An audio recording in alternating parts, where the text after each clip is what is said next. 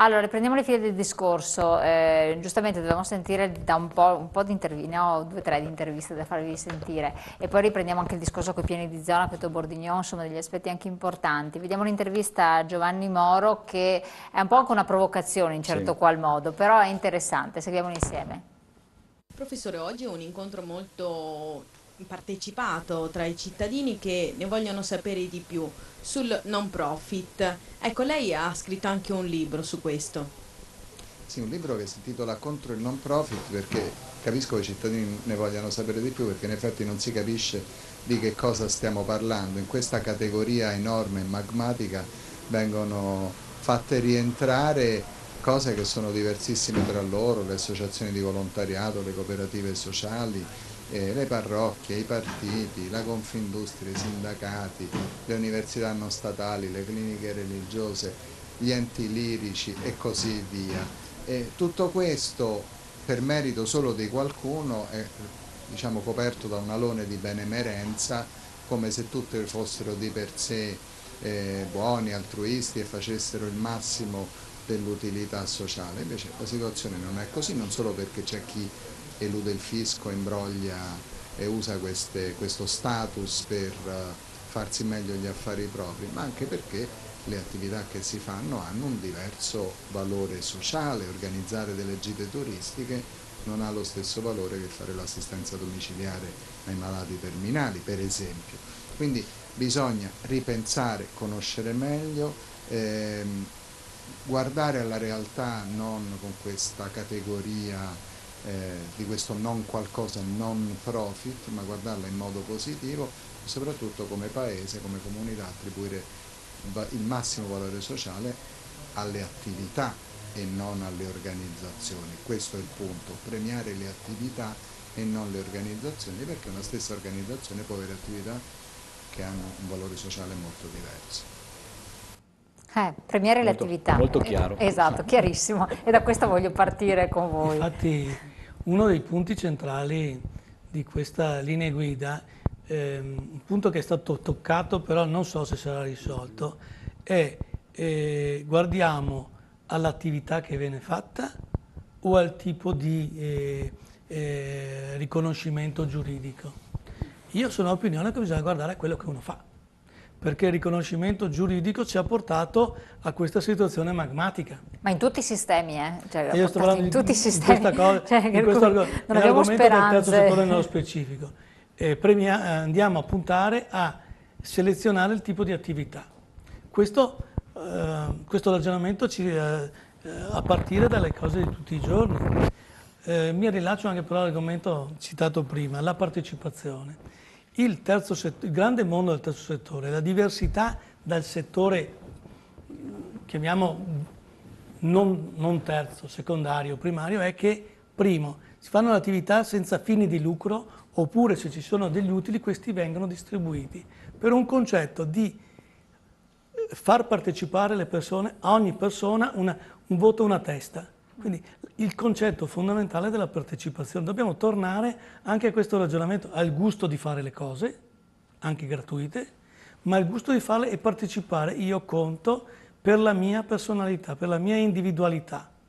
Cosa che troppo spesso per i tornaconti economici, per arrivare, per saldare i conti, ci si dimentica di questo, che uno fa un'associazione soprattutto per favorire anche la partecipazione. Questo vale anche in un concetto di impresa, quindi l'impresa cosiddetta sociale non distribuisce gli utili tra i propri soci, ma le distribuisce in maniera sociale, li reinveste. Nella linea guida, e chiudo, c'è anche tutto il discorso del microcredito, il discorso dell'eticità.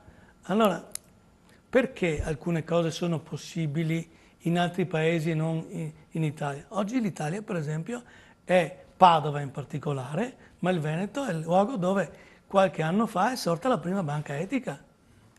Temi toccati appena nelle linee guida, però attenzione, è un problema di finanziamenti, di reperimento di finanziamenti, ma è un problema di mettersi insieme e ragionare, perché poi probabilmente non è neanche un problema di risorse, è un problema di far girare le risorse che ci sono, perché anche come diceva benissimo prima Bordignon, anche la partecipazione è una ricchezza. Allora, l'altro aspetto che questa linea guida deve sottolineare è non dimenticarsi che le linee guida devono essere un quadro generale, poi le autonomie locali, regionali e comunali devono essere salvaguardate. Io non arretrerei un attimo dall'ambito anche regionale, dando però impegni precisi. Non è possibile che ci siano 17-20 tipi di leggi diverse, ognuno per conto proprio, 20 modalità diverse di gestire il sociale. Lo Stato, il governo centrale dà le linee, nelle regioni entro determinati tempi devi fare la normativa. Noi abbiamo la legge regionale del volontariato che è ancora dei tempi del Marco Cacco. La legge sulle promozioni sociali è ancora ferma, è appena passata l'avvocatura e non c'è neanche della regione. La legge di cooperazione che è datata 10 anni fa ormai. Perché dico questo? Perché serve anche, le regioni non sono un incidente di percorso. Se la regione viene gestita viene gestita bene, nell'interesse dei cittadini e il sociale non viene snaturato, la regione serve. Se la regione invece è solo carte, burocrazia, la gente non la capisce. Assolutamente, questo è un altro aspetto. E anche le fondazioni dovrebbero fare un qualcosa in più, Paolo, perché le fondazioni, come dici tu, risorse ce ne sono lì dentro in quelle casse lì e dovrebbero avere molta più attenzione appunto in questo periodo soprattutto di crisi sociale. So benissimo che stanno facendo uno sforzo perché seguiamo anche noi da molto tempo gli investimenti che stanno facendo sul versante per esempio della disoccupazione, sul versante della povertà e quant'altro, però uno sforzo in più lo potrebbero fare, potrebbero destinare più risorse appunto su questo versante qui dell'aiuto in questo periodo di crisi. Oppure equilibrare le risorse che vanno a finire in altri posti. Insomma. Stessa regione dovrebbe nei propri bilanci diciamo, riservare un po' di risorse maggiori a questo mondo, perché comunque è questo mondo che molte volte si sostituisce al ruolo che dovrebbero esercitare appunto le amministrazioni pubbliche, che però non ce la fanno, insomma, penso soprattutto ai servizi rivolti alle persone con disabilità e persone non autosufficienti, perché giustamente chiamare in causa diciamo, la regione o le regioni nello sguardo più generale, però io penso molto anche al ruolo degli enti locali, dei comuni, insomma, perché è lì che poi si vanno a toccare con mano i problemi, perché bussano alle porte dei comuni, cioè il povero, il disoccupato, le persone che sono in difficoltà, la prima porta che bussa sono quelle dell'ente locale, sono quelle del sindaco o dei servizi sociali, e lì c'è il problema. Però c'è una responsabilità, ripeto, anche lì, questa resistenza di conservare il famoso campanilismo, no? Quante volte abbiamo detto tutti che bisogna parlare di consorziazione, che bisogna parlare di aree vaste, che bisogna mettere insieme le sinergie, e molto spesso abbiamo visto che alcune esperienze anche di unione dei comuni e quant'altro sono fallite proprio per questa logica campanilistica o perché le scelte partitiche o politiche di una certa tendenza mettono in discussione questo. Adesso io non voglio strumentalizzare la vicenda dell'area metropolitana, ma l'area metropolitana è un esempio per mettere insieme le risorse, per trovare anche una razionalizzazione, perché altrimenti il piccolo comune da solo, se deve affrontare per esempio il bambino che ha difficoltà, l'anziano che ha difficoltà di sopravvivere proprio, non ce la fa, perché è sufficiente per un piccolo comune che debba affrontare il costo di una rete, di una casa di riposo, che il suo bilancio va in tilt. Se invece sono insieme agli altri riesco a fare massa critica e risolvere anche quel problema. E qui però bisogna fare uno salto di qualità. Io credo che si era citato prima i piani di zona, si erano citati perché erano uno degli elementi quando sono nati, insomma, anche costruiti con un certo impegno delle amministrazioni, insomma.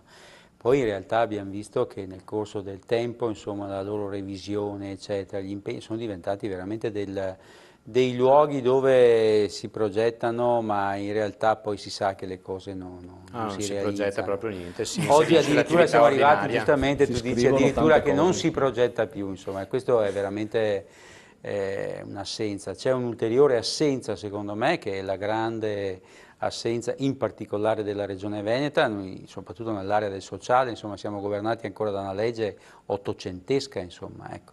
cioè il fatto che in Veneto, ultima regione d'Italia, non si sia ancora fatta una legislazione, insomma, che riguardi il settore dei servizi sociali, eccetera, produce poi produce quello che stiamo verificando in questi tempi, insomma, che avvengono cose che in realtà non ha nulla a che fare con la promozione dei servizi, insomma, ma che sono una diminuzione del valore dei diritti delle persone, quindi non c'è più si diminuiscono in realtà le tutele e i diritti delle persone, insomma.